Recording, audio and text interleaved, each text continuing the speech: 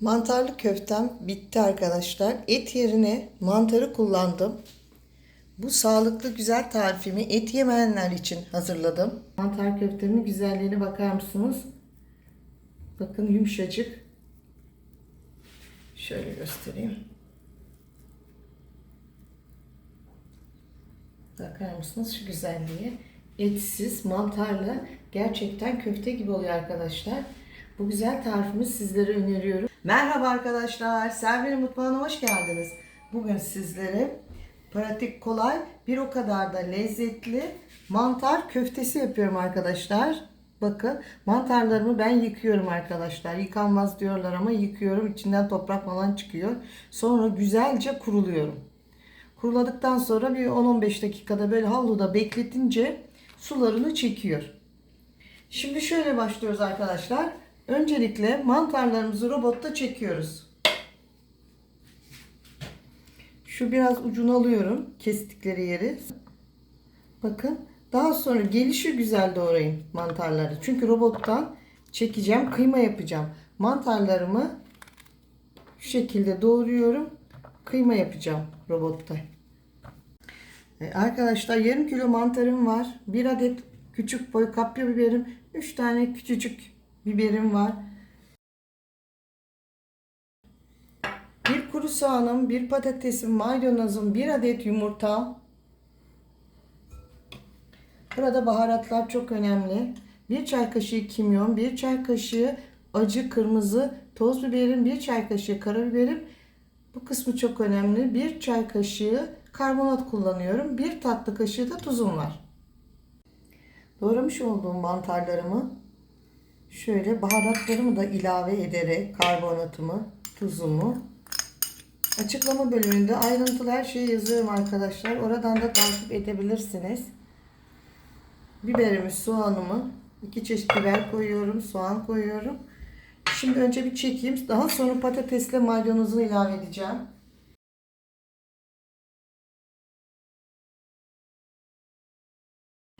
Evet, biberle mantarlarım bu kıvam, baharatlarla güzel oldu. Şimdi yarım demet maydanoz, bir küçük boy patatesimi ilave ediyorum. Onları da çekeceğim. Şimdilik içerisine 2 yemek kaşığı galeta unu koyuyorum. 1 adet yumurtamı da koyuyorum güzelce karışması için. Şimdi tekrar hepsini birlikte çekeceğim. 1 tatlı kaşığı susam ve çörek otunu ilave ediyorum. Bu çok güzel lezzet veriyor içine. Biliyorsunuz mantarın pek bir lezzeti olmuyor. Şu şekilde kıvam. Bakın bu kıvamlı köfte olmuyor. Sulu. Çünkü içine kırmızı biber koyduğumuz için şekil veremeyiz. O yüzden içerisine irmik koyacağız arkadaşlar. 1. Şimdi bu ölçüyü size bırakıyorum.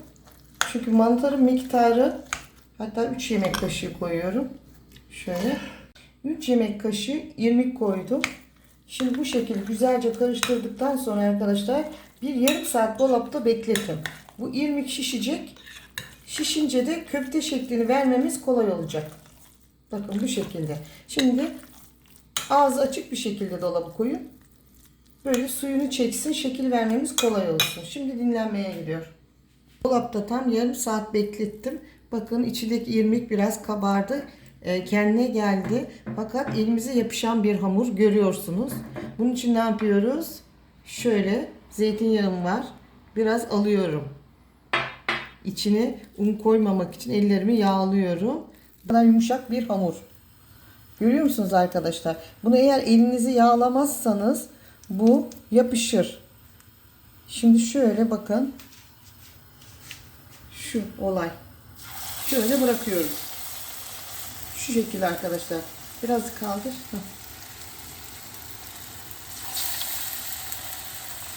Bu şekilde hepsini tavama dolduruyorum arkadaşlar. Bakın. Çok yumuşak bir hamur. Fakat yağla yaptığım için kızarınca tersini çevireceğim şimdi. Şöyle hemen kolaycık oluyor arkadaşlar. Yağla. Yoksa içine çok un malzeme koyarsınız. Köfteniz sert olur.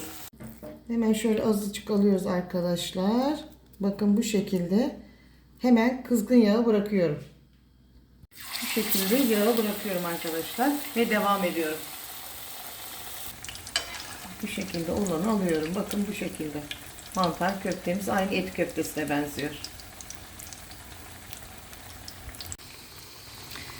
Evet arkadaşlar, mantar köftelerimin ikinci tavası bu şekilde pişti. Çok nefis oldu. Şimdi alıyorum. Şöyle size göstereyim. Pişme derecesini. Bakın şu güzelliğe. Muhteşem oldu. Evet arkadaşlar, bakın köftelerimiz oldu. Şu şekilde. Hemen çabucak alıyorum. Daha fazla.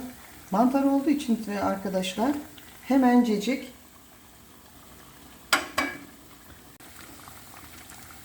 alıyorum arkadaşlar. İçinde mantar olduğu için hemen kararma yapıyor. Biraz hızlı hareket etmek gerekiyor. Şu şekilde hemen alıyorum bakın.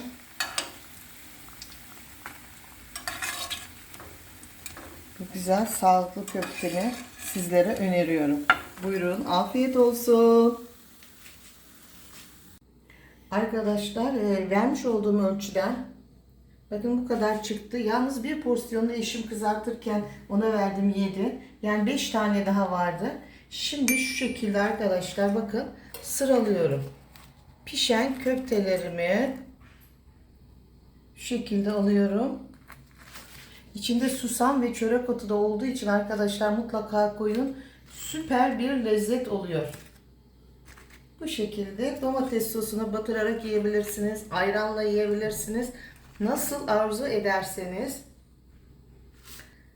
Şöyle arkadaşlar şu şekilde yiyebilirsiniz.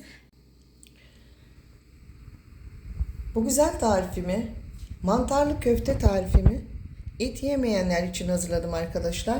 Bakın et köftesi gibi oldu aynı şekilde. Lezzeti de muhteşem oldu. İçine susam ve çörek otu o kadar çok yakışıyor ki sizlere de öneriyorum. Lütfen bu tarifimi deneyiniz. Domates sosumu ilave ettim. Dilerseniz ayranla da çok güzel oluyor. Lütfen bu güzel tarifimi deneyiniz. Eğer hala abone değilseniz lütfen kanalıma abone olmayı, beğenmeyi, yorum yazmayı unutmayınız. Desteklerinizi bekliyorum. Hoşça kalın, sağlıkla kalın, mutlu kalın. Lütfen Servin'in mutfağını izlemeye devam edin.